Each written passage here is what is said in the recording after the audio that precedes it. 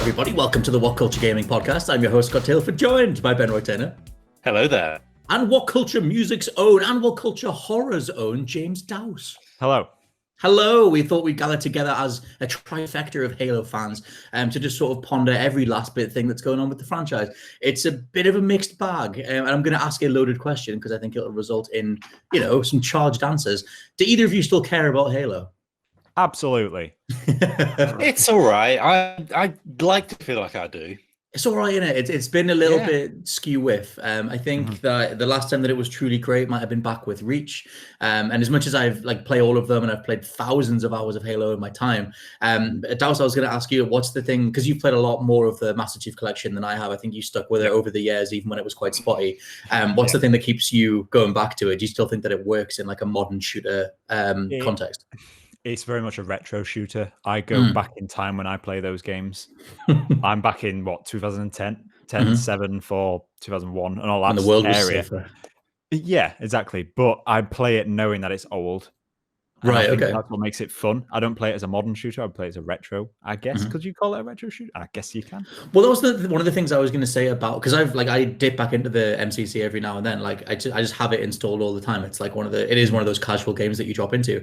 But having seen the advancements of Titanfall, even Borderlands 3 adding the knee slides and the more kinetic movement and stuff like that, there's something about Halo that I think it struggles with modernizing the formula, because the more they try to modernize it, the more the old school fans hate it. And obviously they tried that with Halo 5. But Ben Ray, what's your overall thoughts on I guess just where Halo sits right now? I get the take of the retro shooter and stuff as well. And it's with me Halo, I have never played a campaign on my own. I've always played Halo with a friend. I think I've tried to do it once and it just didn't feel right. Halo is not something for me that I will ever play alone. I remember when playing ODST, for example, getting that midnight launch, in a bit for a few hours, all four of us legendary played it in 3 hours, bit finished, done, boom, gone, dead.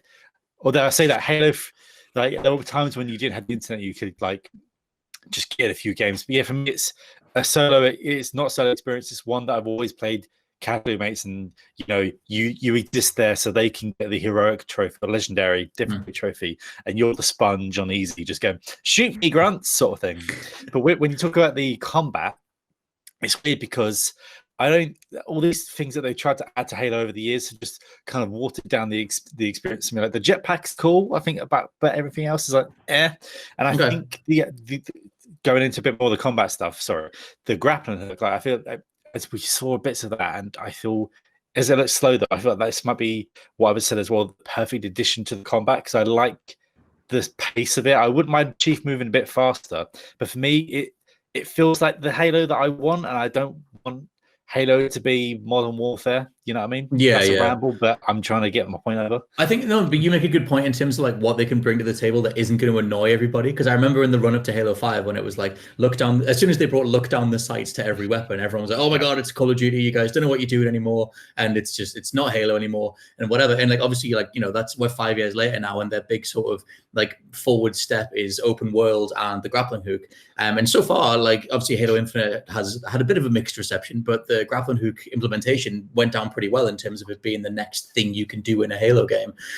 But I mean, actually, I guess what did you guys think of that stuff? If you think about it, in Halo, the juggernaut weapon is just lobbing someone in the face with your fist, hitting the back of your gun. That is the game ender for a lot of enemies, and even in multiplayer as well. So getting the grappling hook as addition to grab to something and get towards it, I feel like that can negate a lot of the things trying to move around quicker, because you want to take their shield out, get in, punch him in the face, and move on and chase the grunt that wants. The thing that stuck out, it's true. The thing that stuck out with the grappling hook is that for me, the gold standard of first-person shooter grappling hooks is Titanfall 2, because they at least they applied a physics model to it. It's in Overwatch as well. If you play as that hamster or whatever it is, where you you swing around as the wrecking ball, and you get that feeling of momentum where you're jumping into something, you're firing the grappling hook out, and it's Spider-Man swings you in a direction that you maybe didn't plan for initially.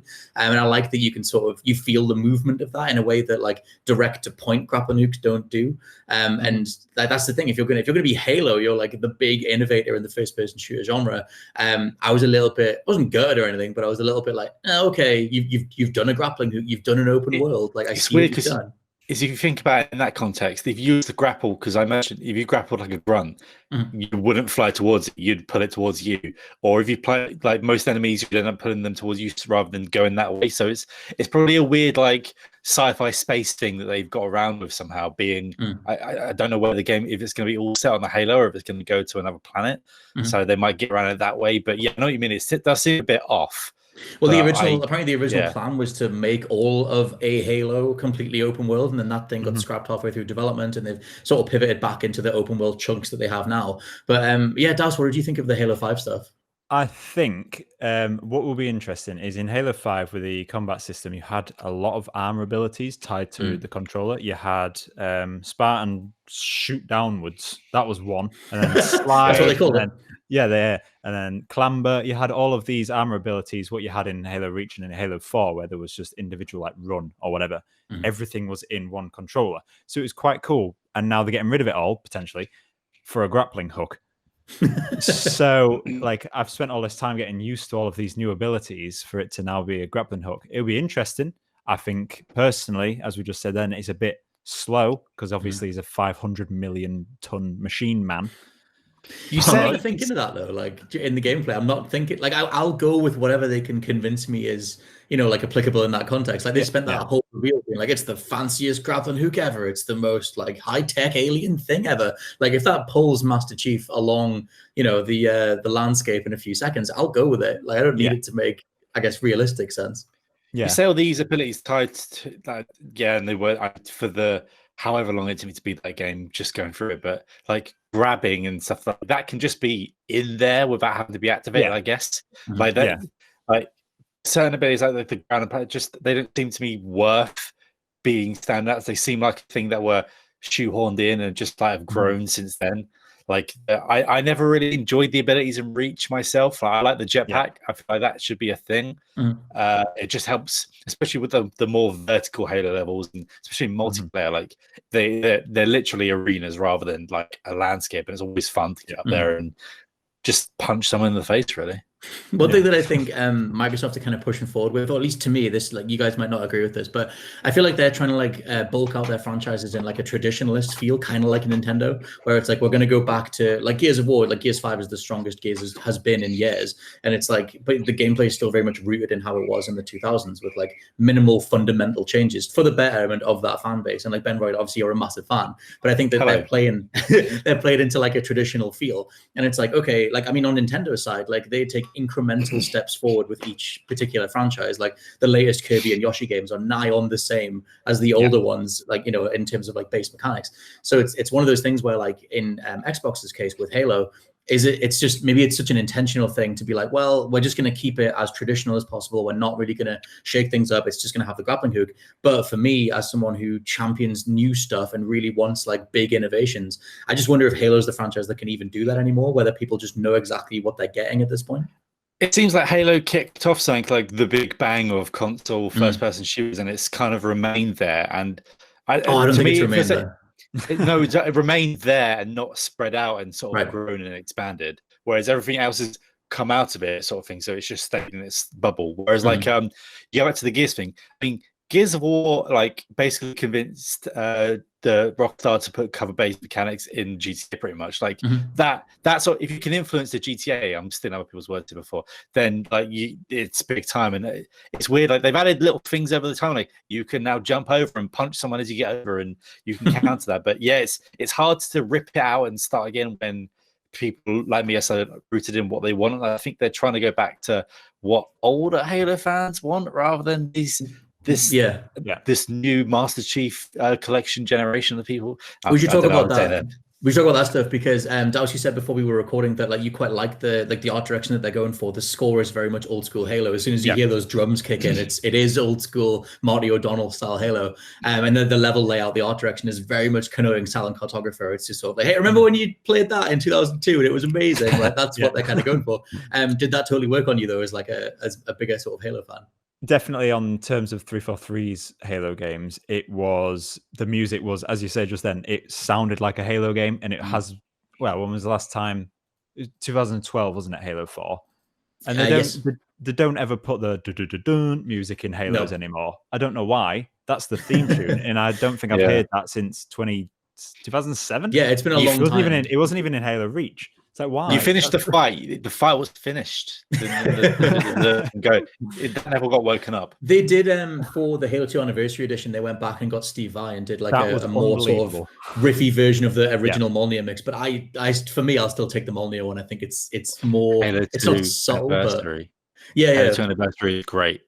Yes, look at those cutscenes. They were like playing on with that, I think, as well, in terms of just like what sort of the lifeblood of Halo. Like that was the time when it was at the absolute peak, when it was Halo 3 like shut down Times Square to like everybody to sit and watch the reveal of it and everything. But that's another thing as well that's tied into like all this modernization stuff, is like, is Halo's fan base just like is us where we're older, like do teenagers and the youth even care about Halo? And like, is that traditionalist stuff a double-edged sword? And like, is it even marketable in a long term to focus on us?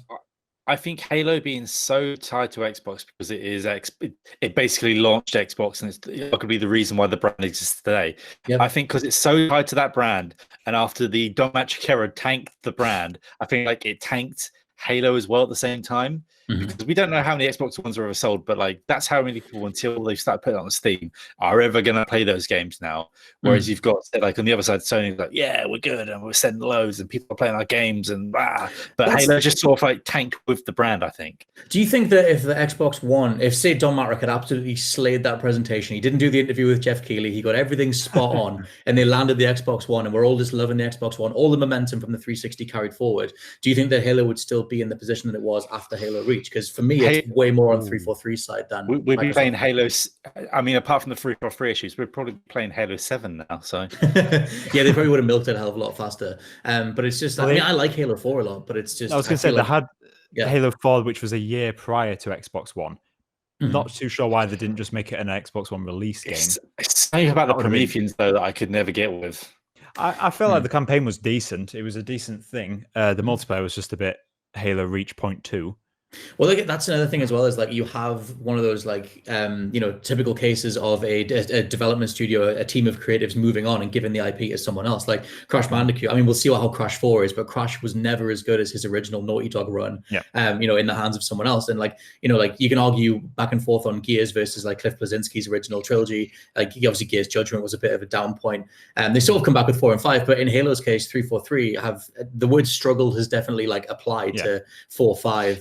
And the Master Chief Collection. And because they don't make Halo Wars either, and that's probably the most popular. Like that's got the fan base at the moment. Halo Wars is the thing. Like I was finally swayed to play Halo Wars 2. Wars is great. Wars is, and just getting it down, just doing some good old RTS action. Just playing for Gears Tactics. By the way, where is Gears Tactics? Where is Gears Tactics on Xbox? And it's weird how that sort of the side franchise has become sort of the torchbearer at the moment. I know a lot of people playing Halo 5 multiplayer still, but I feel that's also rooted in despair, and like the lead of Halo 5 is gone before he got to finish Infinite, so that's probably another reason why Infinite is in its turmoil of despair. So I don't know. It's to me, it's all. I think it's tied to a generational thing. I think it's the 343 issues, and it's just There's something about the brand like feels a little bit tired, and I think like that sort of came through in the Infinite, like the Infinite gameplay. But I was going to say as well, in terms of the wider mythology, have you guys read any of the books or the comics, or like dove into the wider stuff, or is your experience with Halo the main games? I've read enough Wikipedia articles to feel like I have read the books, to be honest. Because there's a really good. Oh, good. Go on. No, go on. For me, it's the Reach book. I went over, Reach. But and. But for me, I'll go to the mythology and stuff. I think this is what I like. Definitely, I don't know if my video is out yet, but between Gears and Halo, and why Gears is doing so much better than Halo at the moment, is because Halo to me doesn't really feel like it's got characters anymore. It introduced a lot of people in sort of like the year 4 and 5, but these are people I don't care about. Like if I see Master Chief, I don't know if he's sad or not, but you see Marcus get upset at the end of Gears 5 or mid Gears 5, and you want to cry with him. Yeah, and that's the sort of thing that brings you back in. But when it's like the only real cute, like they killed off people like Sergeant Johnson. I mean, I don't like Guilty Spark, but the Arbiter just goes off and chills and does what he wants now. And Chief is he the bad guy sort of thing. And you've got Locke, who I don't feel was established enough. And I think the rooted problem of this is the characters and the things that none of these are people we care about or have had time to care about. They're just kind of feel there, and they're just fulfilling their role in the game. Like, this is the science person, this is the army man. I was going to say one of the biggest missed opportunities as well was like potentially fleshing out new characters in Halo 5, like the guy Nathan Fillion's character. I forget what you call it's like Kate or whatever else, the little squad that was part of like the orphan. Yeah, Blue Team. And it's like they had a whole opportunity there to absolutely nail that, which again ties into 343's kind of mishandling of it in terms of the marketing campaign. If that's I what you were remember going to reading prior to Halo 5 coming out that they said, here is some new characters. I don't know, Linda, Fred, Kelly, I don't know. I don't know if they might actually be the names. I think Linda is one of them, yeah. Yeah, but like they said, if you know the books, you'll love these characters because you'll know them. I've not read most of the books, so I don't have a clue who these people are. And it's saying you'll love them. I don't think I cared about them. And then they're now gone again. Another like pivot as well is like there's a great video over on Polygon where Brian David Green, I think he's called, went back through all the Halo novels, just read all of them in the space of like a year, and talks about the timeline and like how that lines up with how Microsoft 343 and Bungie approach the wider lore itself. How that like before you got to around about before Halo 4, it was a tied off story. It was like Master Chief goes up against the Covenant, defeats the aliens, and it's done. And then once they realized that, hey, we can make some more of these, Bungie were going to leave, and 343 were going to step in, they started building a wider mythology, and all of a sudden you had the stuff with Master Chief being like this war orphan, this kid who sort of experimented on, and like John and all that sort of stuff. And like that pivot is weird because all that stuff, once you know all the amount of detail that's in there, that should be one of the most fascinating Lord of the Rings level incredible mythologies ever. But I feel like that never really comes through, and like it kind of feels like such a missed opportunity. It kind of feels like me with the Star Wars books, how I'm looking, I'm going through the Thrawn stuff and all like the Lords of the Sith and all that sort of thing. And I'm like, Star Wars is so great. And then you go to people that are just watching the films, and it's a bit at the moment. And it does feel kind of that sort of situation where so much has been fleshed into the outer rim, should you say, but nothing's in the core at the moment. Yeah. And like say with the Spartans that introduced Fred, Jeff, and Bob in the new one, Trevor, I can, when I went back to Reach, I could still remember, like, I can't remember their names because I'm terrible. I can still remember, they had more of a personality and stuff like that, and they felt more alive, whereas they don't just feel like toys in the new one. Well, I think like Reach was very much going for that in terms of like everyone going in knew that they weren't going to make it out, and so they had to nail that stuff for that story to even remotely work. It had to be look at the lives that were thrown at this problem to like defend Reach or whatever. But I guess it's one of those things where like, what would you even do to make Halo work in like a modern context? Because when I finally saw the Halo Infinite, when they started revealing the gameplay trailer and you saw the new character, the guy that's like rescued Chief out of space and they're going to this new planet, that almost feels like they completely did away with what happened in Halo 4 and 5, all the stuff with Cortana and the rampancy and all that kind of thing. And like that was one of the only sort of like, for me, one of the only interesting things was, okay, if you view this as a trilogy, which they used to refer to it as, like 4, 5, and 6 was the next trilogy of stories, then nothing in Infinite so far has anything to do with those previous 2 installments. It's just open world Halo. But there was such a backlash from Halo 5 story, though, wasn't there? But you can fix that though, right? Like, I mean, that's like a Last Jedi. I don't know. For me, like that's like a Last Jedi Rise of Skywalker problem. Like, you can't pretend you didn't do the thing you did. Yeah, it's video games creative to make it work. Video games are like novels in the sense that they're so much longer and you can get so much more into them than a 2-3 hour film. So I think it's doable. Like a quick pitch here is like you start that, have that thing in Halo Infinite be the beginning of Halo Infinite, and then after the Chief does that mission, and then maybe you have angry brute guy that I can't remember his name either. Craig's dad. Oh, you mean Atriox? Or the guy that works for Atriox? Yeah. And then just have Chief sit down and just break down and become more of a human, and like have him speak to like a buck or something, and like have them reminisce about, like, say, I mentioned even mention New Mombasa being totally obliterated, like have some sort of ties back to other things. One thing with because like Cortana is so iconic. I know they finally discontinued her voice pack on the Microsoft Store or as like a as a Microsoft assistant, but like so many iconic Halo moments are front loaded by Cortana. Like when she like it's her voice when Chief walks out of the dust for Halo 3. The whole story of Halo 4 was, oh my god, what's happening? What's the relationship between Cortana and a young John, and how she stabilizes him and makes sure that he doesn't like lose his mind during the experimentation. Like that's such a great narrative hook, and it's a great way to flesh out the Chief. And they have said that Halo Infinite Infinite like is still the end of that trilogy, but I don't get any feel of that. But when I was mentioning like the idea of like pivoting back around and saving it, yeah, Dallas, how did you like thought of the way they've done that sort of trilogy? I mean, they started off strong, in my opinion, with the campaign. Were you a fan of Halo 5's twists? I couldn't care less about Halo 5's twists. I like the multiplayer. I just thought for how it ended was interesting, and I couldn't wait to see what it would look like on the next generation of consoles. And then it came out, and I don't know what this. I don't know what the plot was.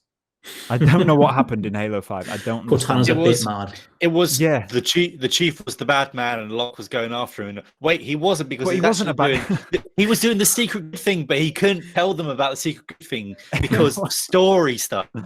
That's another thing too. Is it's really hard to win back, like gamers' opinion, public opinion, when you've misled people on that level. When you had a whole campaign like Hunt the Truth, like we're going to reveal this big thing that Master Chief did, and something from his past or whatever. Yeah, I don't think I've been that involved with a game's marketing as much as Halo 5. I listened to all the podcasts, it was just a lie. all of the audiobooks, and none of it came true. They said the same thing. It was like after the fact with an IGN interview where because IGN very much went with Halo 5 lied, like there's just this full-on like article tearing it down or clarifying everything. And there was interviews with the marketing wing of 343 just saying like, yeah, we had a lot of fun with that game's marketing. And it's like, what was your mission statement at the beginning? What were you allowed to run with that resulted in you doing all this and no one else stepping in and going, oh, actually guys, that's not what we're doing anymore, or that's not going to work, like that's just not going to line up. I think it's hard to sort of pull that stuff back. But I feel like the plan for Halo 6 really was going to be Chief fighting through all of Cortana's forces. At the end, he has to shut her down and kill her. But then they realize everyone loves Cortana, and that's one of the 3 characters that actually have left that anyone actually has any tie to. So now they're like, oh, we can't kill Cortana. Let's just reset and do some other things. And it just feels like it wasn't thought through. It's like, someone fades away and just dies and no one cares. Well, at the end of the E3 2019 trailer for Halo Infinite, he puts the little chip in his helmet, which signifies that she's potentially back again. Yes. I mean, I think they'll do something. They'll do something with Cortana, but I just like the way that they're setting the game. Like maybe they make Cortana as the big bad who's behind all these various little factions that are spread across another Halo, or she's got into some sort of position on some sort of power mad trip, and ultimately it will reverberate. I mean, Cortana's going to be in it. Clearly, she's too important to not get to. But story was so much of a focus of Halo 4 and 5's initial reveals, especially 5, that to sort of discard that and then it feels like they're making a campaign over what assets are finished, as opposed to like we've had 5 years and I don't really feel any sense of like authority on behalf of the creators at the minute. Yeah, it took a long time to build Craig.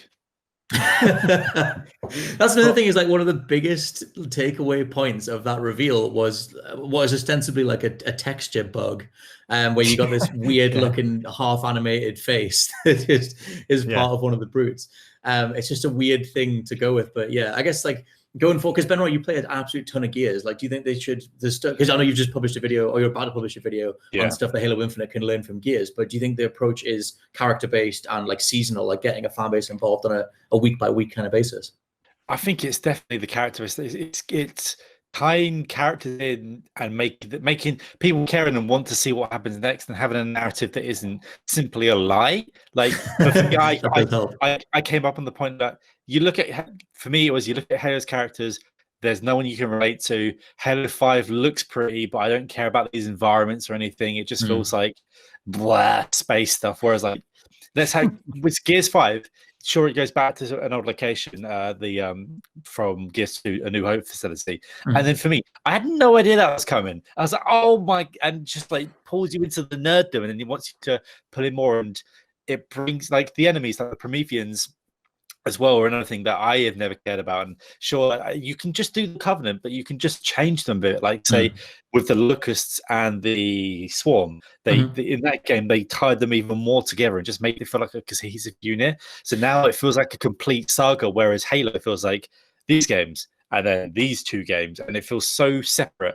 Right. Halo Infinite needs to bring it back in some way, but I don't know how they do it because they've killed everyone. I was gonna say, I mean, Aatrox is still out there. Like, I love the whole thing that he represents to like the idea, the whole religious side of the Covenant, and they worship all the what do you call those floating old lads? I forget what they're called. The big old lads. Oh my God, prophets, and they're called the prophets because there's like 3 different prophets, and I like the idea that Aatrox is this sort of like manifestation engineers of rebellion and stuff like that, and all this. They're engineering their own religious doctrines, but like that whole thing of like, I like the idea that what Aatrox brings to that canon in terms of he's so like he is a loose cannon to spell canon the other way, and that's what they're trying to sort of sort out as well. Like that's a really interesting wrinkle to like this dogmatic covenant that they could sort of dive into more. Just change up Chief a bit. I think have him actually break down on something and actually show him some humanity. Doesn't have to take his helmet off, but be like, he's lost the Cortana. She's doing some nefarious stuff, trying to do all this bollocks, and then you've got Atriox being like, "Craig, destroy the galaxy," and then just have Chief like, "What was it all for?" And just thinking back, then have someone like Buck who people can relate to from ODST. And they can talk about their time fighting the combat and what it's for, and then you can have some of that discourse, and you can actually have some meaning to it rather than face the super soldier Spartan person, which is cool, but it doesn't carry for this long. I think that's what the problem there. Yeah, do you not think that's why they brought the pilot in to show emotion. The pilot, but then he shows emotion, and not the Chief. Like Chief, so the Chief is going to be an emotionless fella, and then this pilot is the cry man. I think you need to have the Chief be actually. It's weird because I don't want him to start spouting like thousands of words in a big monologue or anything. I just want him to, like, in his physical form, like sit down and just like feel sad or something. Yeah, and then like have this beginning mission on this Halo and punch in Craig, and then go down to a low point and come back and then sort of like look towards the future, like tie everything back and then bring it forward. To be fair, like because they do delve into so much, I'm all for the way that Halo 4 kicks off. I really like that cutscene, that whole sort of like I guess it is like kind of a retcon, that whole thing about how much Cortana anchors John and like it makes him work, and she's like his center. I like all that stuff, because I felt like it was done with enough confidence that I just believed it, and I was like, cool, this is where you're going. Outside the whole, they didn't originate the mythos, so how dare this other company come in and change things? As an actual plot point, I thought that was interesting, and it had like a future. But at the minute, like you said, Ben Roy, like Chief right now shouldn't be in the best of spirits. He really shouldn't be up for going on this massive adventure with this random dude that he just met like a week ago, because his best friend, his ostensibly like his wife, his partner, his companion, is like out there murdering people, and he should be broken because of that. But they sidestep. And also, he's gone back to wearing his old armor from his glory days. It's almost like, because in the end of Halo 5, his visor's cracked and stuff, but now he's gone back to an older armor. It's like trying to revisit when things were good and happy, and he could just beat some aliens and win. That's kind of my Nintendo thing, because they want him to look like the traditional version. It's not like Mario changed his overalls. Like they want him to be this like totemic version of Master Chief, and that you'll just have forever. When the Xbox One first was announced and they showed off the Halo trailer for the trilogy, and it was him with that cape walking on sand dunes. Like, in there he had his visor cracked. That didn't happen in Halo 4, but it happened at the end of Halo 5. That trailer that came out 2 years before the game, what is that actually a trailer for? It's a good point. He met up with the Angel Guardian fella thing. Yeah, those big creatures are in the end of 5, right? They're throughout 5. That's the campaign. I think it was just basically they made something that looked cool, and they lied. They wanted Chief to be all disheveled as if he could in that suit, and then he just wasn't. That speaks to a potential plan for that trilogy that they quote unquote abandoned or didn't follow through on or whatever, because that trailer, like Dow said, predates Halo 5. So they always had this idea of the Angels, of Cortana meeting up with them, with the rampancy and everything else. And that was going to be the through line that ties these games together.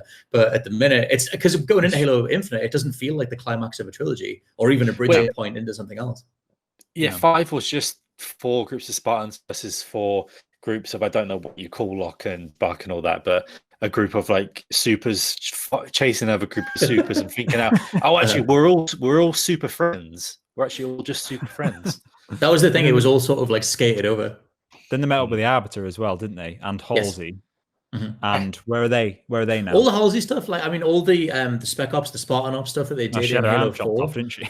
Yes, but I like how they fleshed that stuff out too, even though a lot of the morals are all over the place in terms of like the amount of experimentation on children that she's done, but she's still supposed to be like not completely reprehensible, but the way that they sort of frame it. But yeah, it's a big old mess. What are you, either of you guys, closing thoughts on just, I guess if you wrap it all the way back around to, do we care about Halo? Yes, we clearly do. But it's just, do you see this game releasing, I guess, in the first half of 2021? Or just, do you think it's going to come together well enough in the initial sort of few month launch window of the Xbox? Or is it something we're going to be waiting on, like the MCC? I think something what is good to know is their response to community. Like they talk to their audience, and like with the, like I feel like I've been a part of the MCC's development on the PC because they're always giving monthly updates. So I feel like they are listening, which after all of these complaints they listen to, and now they're people are loud. Yeah. So like I feel like they're a developer who listens. Take that's that good. They just need to implement the stuff that they're listening to, because it's not like fan bases will ever not shout at them. It depends on them. Benro, what's your thoughts on how it'll go for the rest of this year into next year? I was just trying to. So I think at this point, I don't think it's be ready for Q1. And then why would you, unless they had to meet the what do you call it, the financial year? Then why not just release it on the 15th of November, 2021, 20 years after Halo Combat Evolved came out. And let's I mean, at this point, if they're going to release it mid-year, they might as well wait a bit more and do it on that day and get people. The thing is, they'll have all that stuff planned anyway. Like ideally, they would have Halo Infinite ready for the launch of the Xbox. Something that there was an old interview about, like 343. There was a leaked thing on from Review Tech USA that apparently, according to his insider, 343 were the ones who said to Microsoft, "No, we can get this ready for launch on the Xbox." Which you take that for whatever you want. But either way, they'll have something ready for the 20th anniversary of Halo, which this game being delayed knocks all that out of sync as well. So like their ideal rollout is just, somewhere in 2021 we're getting Halo Infinite, and then a few months later the big 20th anniversary thing, where you could have just tied those together or had a full year between them. But yeah, it's a big old mess, but hopefully it'll come together. There's enough love for Halo in there in the core that hopefully it'll sort of work out eventually. I do hope it works. Maybe we have enough hope it'll come together. But yeah, let's everything down in the comments below if you're following on the video side of things, or come find us on Twitter if you're listening along on the audio platforms. For now, this has been the WhatCulture Gaming Podcast. I've been your host, Scott Taylor, joined by Ben Roy Turner. Grunt birthday party. And James Dowes. Yes. And we'll catch you next time. Bye. Bye. Spot on.